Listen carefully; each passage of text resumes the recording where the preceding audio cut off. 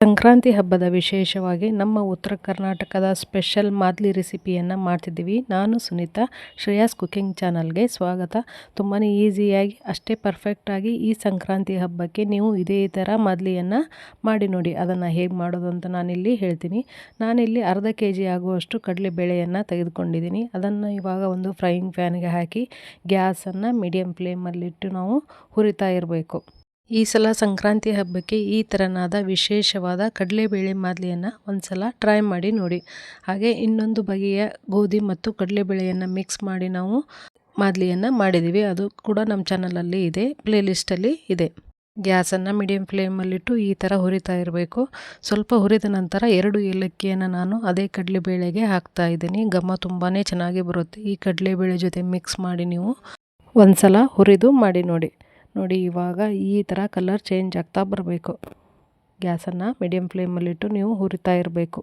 ಹಾಗೆ ಯಾರೆಲ್ಲ first time ನಮ್ಮ ಚಾನಲನ್ನು ನೋಡ್ತಿದ್ದೀರಲ್ಲ, ದಯವಿಟ್ಟು ನಮ್ಮ ಚಾನಲನ್ನು ಸಬ್ಸ್ಕ್ರೈಬ್ ಮಾಡಿ. ಹಾಗೆ ಈ ವಿಡಿಯೋವನ್ನು ನಿಮ್ಮ ಫ್ರೆಂಡ್ಸ್ ಆ್ಯಂಡ್ ಫ್ಯಾಮ್ಲಿಗೆ ಶೇರ್ ಮಾಡೋದನ್ನು ಮಾತ್ರ ಮರಿಬೇಡಿ. ನೋಡಿ, ಈ ಲೆವೆಲ್ಗೆ ಕಡಲೆಬೇಳೆ ಕೆಂಪಾಗಿರಬೇಕು, ತುಂಬಾ ಕಪ್ಪಾಗಬಾರ್ದು.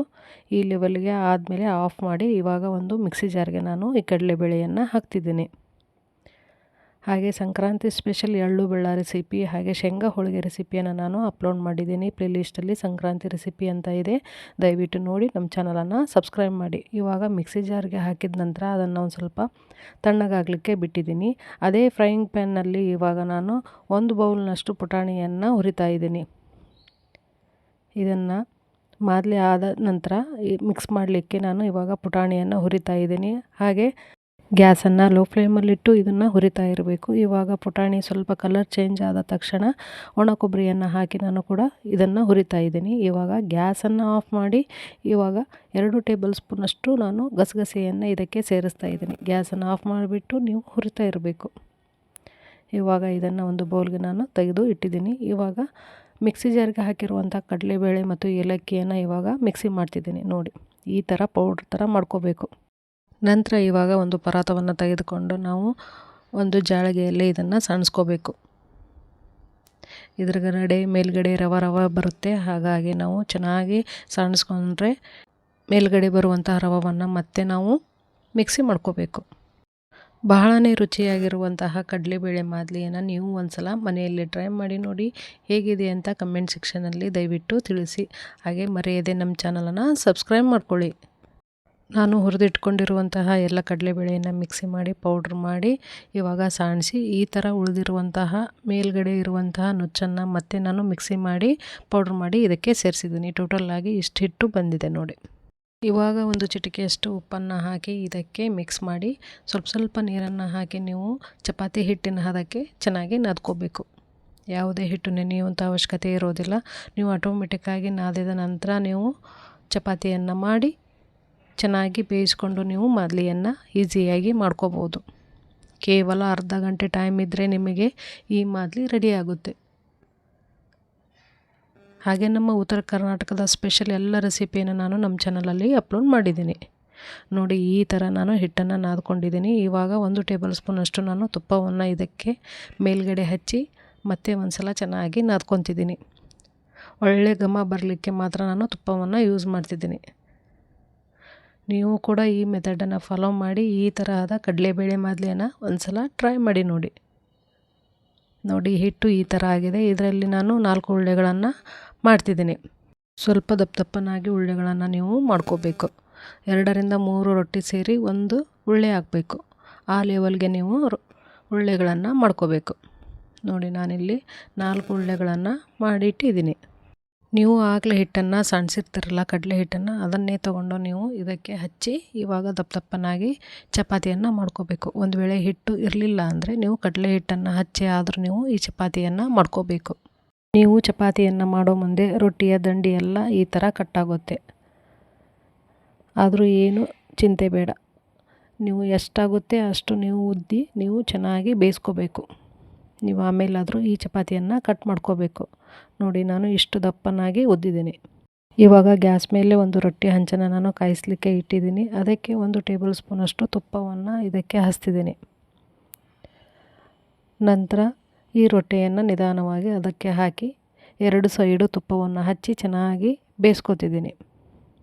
ನೋಡಿ ಈ ಥರ ತುಪ್ಪವನ್ನು ಹಚ್ಚಿ ಮಾಡೋದ್ರಿಂದ ಮಾದಲಿ ತುಂಬಾ ಘಮ ಘಮ ಅಂತ ಬರುತ್ತೆ. ಈ ಮೆಥಡ್ನಲ್ಲಿ ಒಂದು ಸಲ ನೀವು ಫಾಲೋ ಮಾಡಿ ನೋಡಿ, ಭಾಳನೇ ಟೇಸ್ಟಾಗಿ ಬರುತ್ತೆ. ನೋಡಿ 2 ಸೈಡು ಚೆನ್ನಾಗಿ ಬೇಯಿಸ್ಕೋಬೇಕು. ಗ್ಯಾಸನ್ನು ಹೈ ಫ್ಲೇಮಲ್ಲಿಟ್ಟು ನೀವು ಬೇಯಿಸ್ಕೊಂಡ್ರೆ ನಡೆಯುತ್ತೆ. ರೊಟ್ಟಿ ಕಟ್ಟಾಗುತ್ತಾ ಹೋಗುತ್ತೆ ಅದು, ಆದರೂ ಏನೂ ತೊಂದರೆ ಇಲ್ಲ. ನೀವು ಚೆನ್ನಾಗಿ ಬೇಯಿಸ್ಕೋಬೇಕು ಅಷ್ಟೇ. ಕಟ್ಟಾದರೂ ಚಿಂತೆ ಇಲ್ಲ, ನೀವು ಚೆನ್ನಾಗಿ ಬೇಯಿಸ್ಕೋಬೇಕು. ಹಾಗೆ ಬೇಸಿಗೆಯಲ್ಲಿ ಮಾಡುವಂತಹ ಹಪ್ಪಳಕಾಯಿ, ಸಂಡಿಗೆ, ಹಪ್ಪಳ, ಬೂದುಕುಂಬಳಕಾಯಿ ಸಂಡಿಗೆ, ಎಲ್ಲ ತರಹದ ಸಂಡಿಗೆ ರೆಸಿಪಿಗಳ ನಾನು ನಮ್ಮ ಚಾನಲಲ್ಲಿ ಅಪ್ಲೋಡ್ ಮಾಡಿದ್ದೀನಿ. ಪ್ಲೇ ಲಿಸ್ಟಲ್ಲಿ ಸಂಡಿಗೆ ರೆಸಿಪಿ ಅಂತ ಇದೆ, ದಯವಿಟ್ಟು ನೋಡಿ. ನೀವು ಒಂದು ಸಲ ಮನೆಯಲ್ಲೇ ಟ್ರೈ ಮಾಡಿ. ಇವಾಗ 2 ಸೈಡು ಚೆನ್ನಾಗಿ ಬೇಯಿಸಿದ ನಂತರ ನಾನು ಇವನ್ನೆಲ್ಲ ಚಪಾತಿಯನ್ನು ಒಂದು ಪರಾತಕ್ಕೆ ಹಾಕಿದ್ದೀನಿ. ನೋಡಿ ಇವಾಗ ಈ ಥರ ನಾವು ಪುಡಿ ಪುಡಿಯಾಗಿ ಮಾಡ್ಕೋಬೇಕು. ತಿಕ್ಕಿ ಆದರೂ ಮಾಡ್ತಾರೆ. ಈ ಮಾದಲಿಯನ್ನು ನಾವು ಈ ಥರ ಕಟ್ ಮಾಡಿ ಮಿಕ್ಸಿ ಜಾರ್ಗೆ ಹಾಕ್ತಿದ್ದೀನಿ. ನೋಡಿ ಹೊತ್ತಿಸ್ಬಾರ್ದು, ಹೊತ್ತಿಸಿದರೆ ಕಪ್ಪು ಕಪ್ಪಾಗಿ ಬರುತ್ತೆ ಮಾದಲಿ.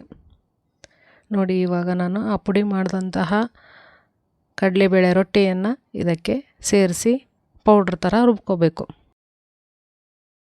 ನೋಡಿ ಇವಾಗ ನಾನು ಮಿಕ್ಸಿ ಮಾಡಿ ಇದನ್ನು ತೋರಿಸ್ತಿದ್ದೀನಿ ಯಾವ ಥರ ಬಂದಿದೆ ಅಂತ. ಮರಳು ಥರ ಬಂದಿದೆ ನೋಡಿ, ಎಷ್ಟೊಂದು ಜಿನಗಾಗಿದೆ. ನೆಕ್ಸ್ಟ್ ನಾವು ಇವಾಗ ಒಂದು ಪರಾತವನ್ನು ತೆಗೆದುಕೊಂಡು ಒಂದು ಈ ತರಹದ ತೂತಿನ ಬುಟ್ಟಿಯಲ್ಲಿ ನಾನು ಈ ಪೌಡ್ರನ್ನು ಹಾಕ್ತಿದ್ದೀನಿ. ಚಪಾತಿ ಎಲ್ಲ ಹಾಗೆ ಉಳಿದ್ರೆ ಕೆಳಗಡೆ ಅದೆಲ್ಲ ಮತ್ತೆ ಮೇಲ್ಗಡೆ ಬರುತ್ತೆ. ಮತ್ತೆ ನಾವು ಮಿಕ್ಸಿಯನ್ನು ಮಾಡ್ಕೋಬೇಕು. ನೋಡಿ ಈ ಥರ ನಾವು ಸಣ್ಣಿಸಿದ್ರೆ ಯಾವುದೇ ರೀತಿಯಾಗಿ ಚಪಾತಿ ಹಾಗೆ ಉಳಿಲಾರದೆ ಕರೆಕ್ಟಾಗಿ ಬರುತ್ತೆ. ಇದೇ ಥರನಾಗಿ ಎಲ್ಲ ಚಪಾತಿಯನ್ನು ಮಿಕ್ಸಿ ಮಾಡಿ ಈ ಥರ ಸಾಣಿಗೆಯಲ್ಲಿ ನಾನು ಸಾಣಿಸಿ ಇಟ್ಟಿದ್ದೀನಿ. ಚಪಾತಿ ಎಲ್ಲ ಮೇಲ್ಗಡೆ ಹಾಗೆ ಉಳಿದ್ರೆ ನೋಡಿ ಈ ಥರ ಉಳಿಯುತ್ತೆ. ನಿಮಗೆ ಇದು ಬೇಡ, ಅವಶ್ಯಕತೆ ಇಲ್ಲ, ಡೈರೆಕ್ಟ್ ಹಾಕ್ತೀನಿ ಅಂದರೆ ಅದು ಕೂಡ ನೀವು ಹಾಕ್ಬೋದು. ಇವಾಗ ಎಲ್ಲ ಚಪಾತಿಯನ್ನು ಪೌಡ್ರ್ ಮಾಡಿ ಸೋಸ್ಕೊಂಡ ಮೇಲೆ ಇಷ್ಟು ಹಿಟ್ಟು ರೆಡಿಯಾಗಿದೆ. ಅರ್ಧ kg ಕಡಲೆಬೇಳೆಗೆ ನಾನು ಅರ್ಧ kgಯಷ್ಟು ಬೆಲ್ಲವನ್ನು ತೆಗೆದುಕೊಂಡಿದ್ದೀನಿ. ನಿಮಗೆ ಜಾಸ್ತಿ ಸ್ವೀಟ್ ಬೇಕಾದರೆ ನೀವು 1 kgಯಷ್ಟು ನೀವು ಹಾಕ್ಬೋದು. ನಾನಿಲ್ಲಿ ಬೆಲ್ಲವನ್ನು ತುರಿದ್ಬಿಟ್ಟು ಇದಕ್ಕೆ ಮಿಕ್ಸ್ ಮಾಡ್ತಿದ್ದೀನಿ. ನೀವು ಮಿಕ್ಸ್ ಮಾಡಿ ಹಾಗೆ ಇಟ್ಟರೆ ನಡೆಯುತ್ತೆ. ಆದರೆ ನಾನು ಇದನ್ನೆಲ್ಲ ಮಿಕ್ಸ್ ಮಾಡಿದ ಮೇಲೆ ಒಂದು ಸಲ ಮಿಕ್ಸಿಗೆ ಹಾಕ್ತಿದ್ದೀನಿ. ಎಲ್ಲ ಬೆಲ್ಲ ಮತ್ತು ಕಡಲೆಬೇಳೆ ಚಪಾತಿ ಎಲ್ಲ ಕರೆಕ್ಟಾಗಿ ಬರುತ್ತೆ. ನೋಡಿ ಈ ಥರ ಗಂಟಾಗಿ ಇರೋದಿಲ್ಲ. ನೀವು ಇದೇ ಥರ ಬೆಲ್ಲವನ್ನು ಮಿಕ್ಸ್ ಮಾಡಿದ ಮೇಲೆ ಒಂದು ರೌಂಡು ಮಿಕ್ಸಿಗೆ ಹಾಕಬೇಕು. ಅವಾಗೆಲ್ಲ ಕರೆಕ್ಟಾಗುತ್ತೆ.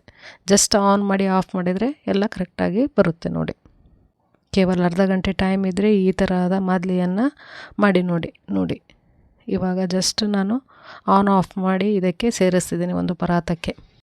ನೋಡಿ ಇವಾಗ ಮಿಕ್ಸಿ ಮಾಡ್ಕೊಂಡಿರುವಂತಹ ಎಲ್ಲ ಬೆಲ್ಲದ ಪುಡಿ ಮತ್ತು ಚಪಾತಿ ಹಿಟ್ಟನ್ನು ಇದಕ್ಕೆ ಒಂದು ಪರಾತಕ್ಕೆ ಹಾಕಿ ಹುರಿದಿಟ್ಕೊಂಡಿರುವಂತಹ ಪುಟಾಣಿ ಮತ್ತು ಒಣ ಕೊಬ್ಬರಿ ಹಾಗೆ ಗಸಗಸೆಯನ್ನು ಇದಕ್ಕೆ ಒಂದು ಸಲ ಮಿಕ್ಸ್ ಮಾಡ್ತಿದ್ದೀನಿ. ನೀವು ಇದಕ್ಕೆ ಬಡೆ ಸೊಪ್ಪನ್ನು ಹುರಿದು ಇದಕ್ಕೆ ಮಿಕ್ಸ್ ಮಾಡ್ಬೋದು. ನಾನಿಲ್ಲಿ ಹಾಕ್ತಾಯಿಲ್ಲ, ಸ್ಕಿಪ್ ಮಾಡಿದ್ದೀನಿ.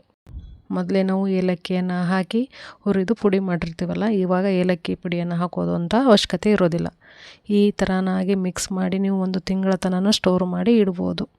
ಸಂಕ್ರಾಂತಿ ಹಬ್ಬದ ವಿಶೇಷವಾಗಿ ನಾವು ಕಡಲೆಬೇಳೆ ಮಾದಲಿಯನ್ನು ಮಾಡಿದ್ದೀವಿ. ನೀವು ಒಂದು ಸಲ ಇದೇ ರೀತಿಯಾಗಿ ಟ್ರೈ ಮಾಡಿ ಹೇಗಿದೆ ಅಂತ ಕಮೆಂಟ್ ಸೆಕ್ಷನ್ನಲ್ಲಿ ದಯವಿಟ್ಟು ತಿಳಿಸಿ. ಮರೆಯದೆ ನಮ್ಮ ಚಾನಲನ್ನು ಸಬ್ಸ್ಕ್ರೈಬ್ ಮಾಡ್ಕೊಳ್ಳಿ.